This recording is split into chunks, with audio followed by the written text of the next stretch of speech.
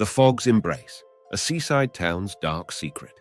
The coastal town of Lorneville had always been a picturesque paradise nestled along the rugged cliffs overlooking the crashing waves of the North Sea. But its idyllic charm masked a grim history, one that had been whispered about for generations. Locals spoke of the unrelenting fog that would roll in from the sea, obscuring the town from the world beyond. And they told stories of an ancient ghost ship that would appear in the mist, bringing with it a crew of cursed sailors who sought to steal the souls of the villagers. For years, the legend of the ghost ship had been passed down from generation to generation, dismissed by many as a mere superstition. But for those who had seen the ship, who had felt the bone-chilling presence of its spectral crew, the tales were all too real. Jacob Corwin had been a skeptic. A writer from the city, he had come to Lorneville seeking inspiration for his next novel. He arrived on a clear summer day, captivated by the town's rugged beauty and the friendliness of its residents. He decided to rent a small cottage by the sea, hoping the peaceful surroundings would help him overcome his writer's block. As he settled into his new home, Jacob couldn't ignore the eerie stories he heard from the locals. They spoke of the inexplicable fog that enveloped the town during the night, how it would creep in from the sea, shrouding the town in a veil of darkness and dread.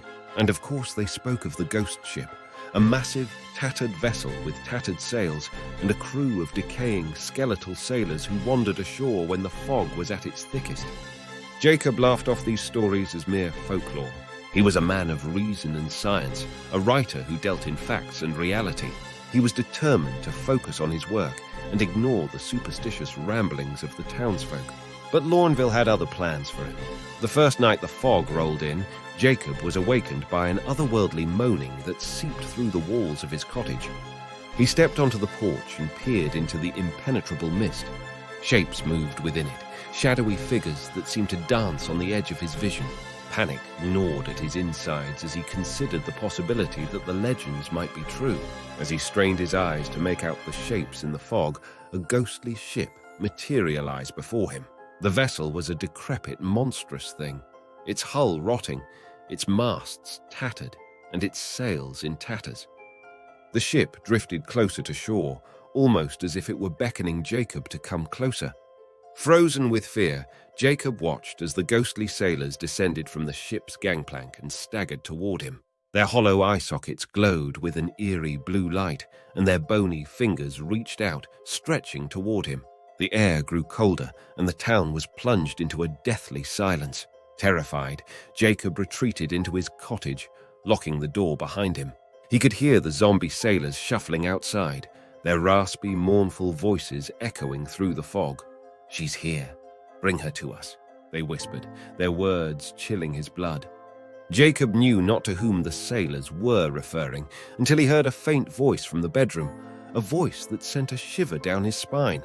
"Jacob," it whispered, and he recognized it immediately. It was the voice of his beloved fiancée, Amelia. She had disappeared 3 years ago, leaving behind only a heart-wrenching note. The fog grew thicker, and the haunting whispers intensified. Jacob's heart raced as he rushed to the bedroom, where he found Amelia's ghostly form, translucent and ethereal. She was bound in an invisible chain, her eyes filled with sadness and despair. "Amelia, it's me!" Jacob cried out, tears welling in his eyes. He reached out to touch her, but his hand passed through her ghostly figure. She didn't respond, her voice reduced to a ghostly whisper.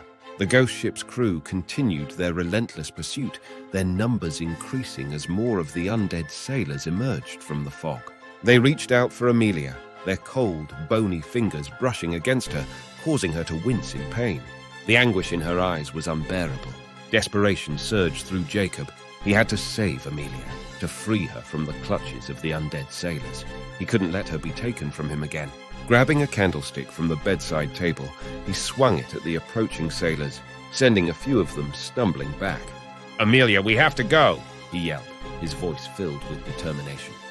He didn't know how, but he had to find a way to save her. With his love for her as his only guide, he made a reckless decision. Jacob opened the window, and with Amelia in his arms, leaped from the second-floor bedroom onto the rocky beach below. The pain of the fall was excruciating, but Jacob refused to let go of his beloved. As he struggled to his feet, he noticed the ghost ship's crew gathering on the beach, their sinister laughter echoing in the dense fog. They were still coming for Amelia, determined to steal her soul. Amelia's form was fading, her ghostly figure growing more transparent by the moment. She whispered Jacob's name one final time, tears glistening in her spectral eyes. And then, in a heart-wrenching moment, she dissolved into mist, disappearing before his eyes. Devastated, Jacob fell to his knees, his cries of anguish lost in the eerie wails of the ghost ship's crew. He had failed to save Amelia, and she was gone, taken from him once more by the cursed sailors. The fog began to dissipate, and the ghost ship slowly retreated into the sea, its spectral crew vanishing with it. Jacob remained on the rocky beach, numb with grief and guilt. He couldn't believe he had lost Amelia again, and this time it felt like he had lost her forever. The town of Lorneville, shrouded in the lingering fog, seemed to mourn with him. As the days turned into weeks and then into months, Jacob became a shadow of his former self. He couldn't leave the town, not when the cursed sailors could return at any moment. He became a recluse, a man consumed by his obsession to bring Amelia back. He scoured old texts, consulted with local experts on the ghost ship, and tried to make sense of the supernatural forces that had torn her from his life. Years passed, and Jacob's search became an obsession. He neglected his writing, his health, and his own sanity in pursuit of a way to confront the ghost ship and its undead crew. He believed that if he could find a way to summon the cursed vessel, he might have a chance to rescue Amelia from their grasp. One evening, as the fog once again began to roll in from the sea, Jacob stood on the beach, clutching a talisman that he believed held the key to summoning the ghost ship. It was an old relic passed down to him by a local who had claimed to have had a similar experience with the ship many years ago. The fog thickened around him, and Jacob lit a small fire, chanting incantations he had learned from his research. He called out to the ghost ship, to the cursed sailors, and to Amelia herself. The air grew colder, and the world became still as he waited in agonizing anticipation. Hours passed, and just as he was about to lose hope, a faint, haunting sound filled the air. It was the mournful creaking of ancient wood, the sound of sails snapping in the wind. The ghost ship was approaching once more, emerging from the dense fog, its spectral form illuminated by an eerie, bluish light. Jacob's heart raced as he watched the ship draw closer. The undead sailors disembarked, and the same sinister, hollow-eyed crew that had taken Amelia all those years ago now stood before him. But this time, Jacob was prepared. With a determination fueled by love and grief, he confronted the cursed sailors, brandishing the talisman that was said to have power over them. The sailors hissed and recoiled, their glowing eyes dimming. Jacob could see a glimmer of fear in their otherworldly faces. With the talisman in hand, he demanded, "Give her back! Give me Amelia!" The sailors hesitated, as if torn between their sinister purpose and the power of the talisman. Jacob pressed on, repeating his demand with unwavering resolve. Slowly, the undead sailors began to recede, their skeletal forms dissolving into the fog. As the ghost ship slowly retreated, Jacob's heart pounded in his chest. He watched, breathless, as the vessel vanished into the sea, taking the cursed crew with it. The fog dissipated, and for the first time in years, Lorneville was free from its eerie grip. But there was no sign of Amelia. She did not appear as he had hoped. Jacob was left standing alone on the rocky beach, his heart heavy with a mix of relief and despair. He had banished the ghost ship, but at what cost? Days turned into weeks, and Jacob continued to search for any trace of Amelia.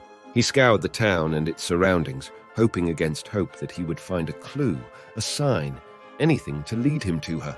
But she remained lost, a spectral memory of a love that had been stolen from him.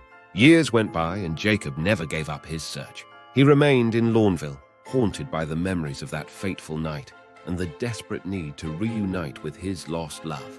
The town's fog became his constant companion, a reminder of the supernatural forces that had torn them apart. And so, Jacob Corwin stood on the shores of Lorneville, watching the sea for any sign of the ghost ship. He waited, knowing that he might spend the rest of his days hoping to see the cursed vessel once more, hoping for a chance to rescue Amelia from the clutches of the undead sailors who had taken her from him. The tragic tale of love, loss, and a relentless pursuit would be his story. and Lorneville would forever be his prison. A town shrouded in fog and haunted by the memory of a love that could never truly be restored. Thanks for watching. Subscribe for more.